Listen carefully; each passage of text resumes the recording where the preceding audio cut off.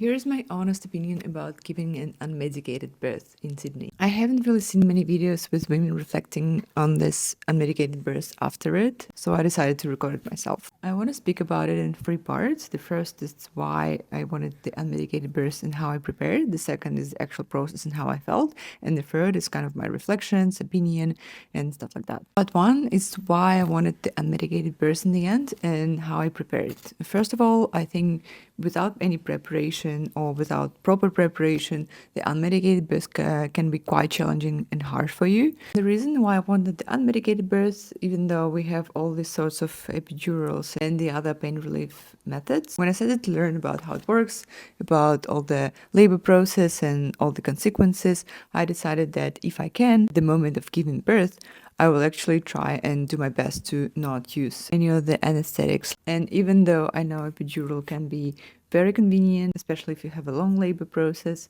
I actually had this different scenarios in my head. So I was still kind of open for epidural and all the other anesthetics. But in my ideal scenario, I wouldn't use it if the labor is going well and progressing properly, which for first labor could be around 18 hours in total. But you really need to track how you're feeling and how well you're being dilated. So how I prepared, I actually did quite a lot of things, and I tried to get various sources of information, including actual reels and YouTube, because I think the real life experiences which women tell are really helpful, especially if they're positive ones. And I actually tried to stick to the positive stories and just keep in my head that if they can go through that like that, I can go through that like that too. So staying positive and not being anxious, I think, is one of the most important things that I try to stick with. I also did read the book, listen to podcasts, and my partner and I also had a course provided by the hospital where I gave birth. So I really tried not to stick to just